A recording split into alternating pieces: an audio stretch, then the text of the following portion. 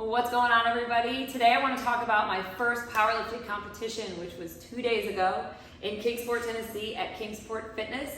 Marlene, the owner, was an amazing host, super hospitable. She had everything covered from snacks to drinks to a huge warm-up area with more than enough equipment for everybody to warm up. She had a beautiful facility, so if you ever find yourself in Kingsport, Tennessee, go check her out.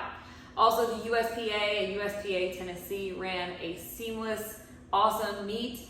It turns out it was a very beginner-friendly meet because there was a lot of people competing there. There's their first competition like it was mine. So it was the perfect meet. I could not have asked for better.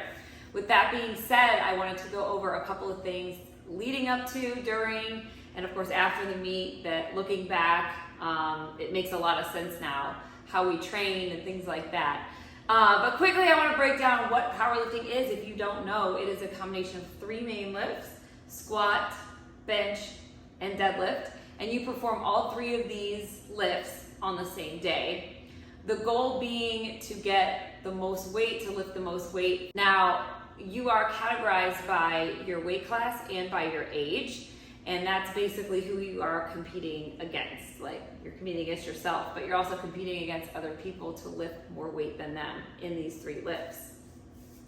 So, you get 3 attempts at each lift. Leading up to the competition, I will say the most important thing that I found worked for me was training like I was at the competition. Now, I know if it's your first one, it's going to be hard to envision what it's like because there's so much going on at the competition. But I just pictured people everywhere, noise, commands, all the things that I figured would be a factor. And I just relentlessly practiced as if I was at the competition already. Because what's going to happen is your nerves are going to be shot, most likely, because your heart is in it, you want to do well, so your nerves are going to start taking over, your stomach is going to be a little bit crazy, your brain is going to start messing with you with all the things that could go wrong, so it's just a lot going on. I say all of that to say, if you train like it is competition day, your body and your brain are going to go into default mode without even thinking about it. So the minute you grab that bar, ready to press, ready to squat, ready to deadlift, you're gonna be in autopilot. You are not gonna have to think about what you're doing because your brain is just gonna automatically go to what you've been training. So that is the most important thing, is train like you're at the competition.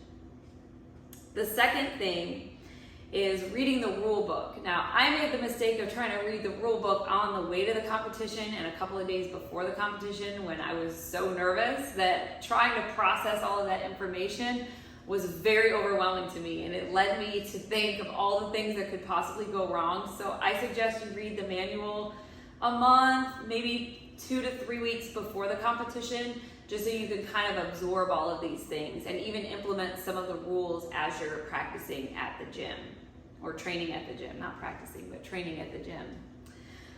Another thing will be on meet day, trying to eat like normal. Don't try anything new, don't try anything you haven't had before. Like I said, your stomach is gonna be a little bit in knots, so you might have a lump in your throat.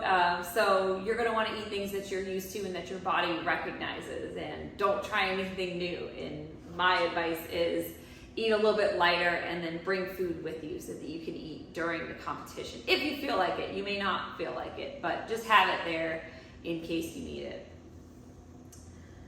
It's going to probably be like a roller coaster for you. So for instance, the morning of the competition, I was not nervous at all, which was shocking to me. But the second I got there and I saw all the people and the judges and the TV screens and all of that stuff, I started to get really, really nervous. So knowing that it's gonna be like a roller coaster, you're gonna feel pretty calm 1 minute, and then you're gonna escalate up to that top hill, and then you're gonna go back down, and then you're gonna come back up, and then you're gonna go back down, and it's just riding that wave of nerves and emotions and trying not to control that or trying not to block it out, trying to just breathe through it and think through it and just hold on tight because it's gonna keep going up and down.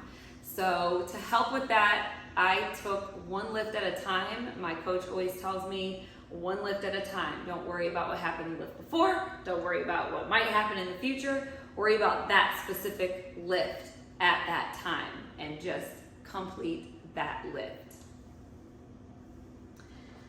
So another thing I was not prepared for was, since it was a competition with mostly newer lifters, the area that we had sit in, they would come back after their lift in preparation for the second or third attempt.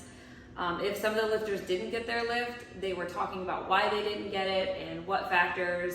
I was not prepared for that because I didn't train, when we train, we just train. We don't have all those other factors in there. So that was something that I had to immediately block out because then that would get my brain going. So just be prepared that you might hear other people talking about why they didn't get their lifts, and just be prepared to focus on something that's going to help you stay positive for your meet. You're running your race, you're training for your lift, and that's it. Nothing else matters at that point.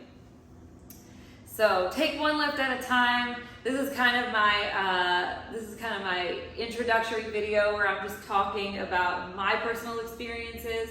There's probably a lot more down the line that I will learn as I go, and I would love to share those with you. But for right now, I just wanted to kind of share my experiences, and if there's anything I can do to help you prepare for your first meet, I would love to do it. Shoot me a message on my Instagram, abovethebar.fitness. And I thank you for watching this video, and thank you for listening to my experiences, and I hope it helps. You keep talking to me. You ain't talking to Bron. We falling up there. The music dropping, cussing and nothing. Right there. 125, 125 to a 250. 250 to a half a million ain't nothing nobody can do with it.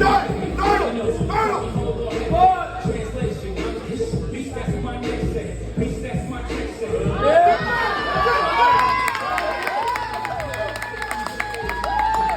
80 grams out to 3 white lights.